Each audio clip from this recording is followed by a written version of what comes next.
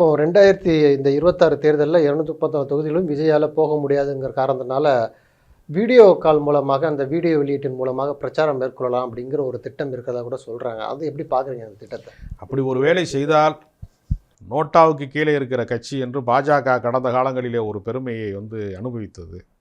அதற்கும் கீழாக ஒரு கட்சி இருக்கிறது என்று சொல்லக்கூடிய இடத்திற்கு தாவேகா போகிறோம். ட்ரெண்ட் செட்டை மாத்திரான்னு பார்க்கலாம் இல்லையா? தொடர்ச்சியாக மாத்திட்டு வராரு. அரசியல் பிரச்சாரங்களும் வருங்காலங்களில் வீடியோ கால் மூலமாக வரக்கூடிய அளவுக்கு அவர் ஷூட்டிங் ஸ்பாட்டுக்கு போனாரா, போகாம இருந்தாரா? நடனம் ஆடுகிற காட்சியெல்லாம் நீங்கள் அவரே நேரடியாக போனாரா, கிராஃபிக்ஸ் பண்ணாங்களா, ஏஐ மூலமாக பண்ணாங்களா? இல்லை எல்லா இடத்துக்கும் அவர் நேரடியாக போகிறாருல. ஷூட்டிங்கிறா இப்போ நீங்கள் ஒன்றும் இல்லை. இப்போ சமீபத்தில் மலேசியாவில் ஆடியோ ரிலீஸ் நடத்தினார். முதல் நாளே போயிட்டாரே அவர். எந்த படப்பிடிப்பு தளத்துக்கும் தாமதமாக பழக்கப்படாத விஜய் அரசியல் கூட்டத்துக்கு மட்டும் 7 மணி நேரம் தாமதமாக வருகிறார்னு சொன்னால் யாரோட உயிரோடு நீங்கள் விளையாடுகிறீர்கள்? யாரோட வாழ்க்கையோடு நீங்கள் விளையாடுகிறீர்கள்?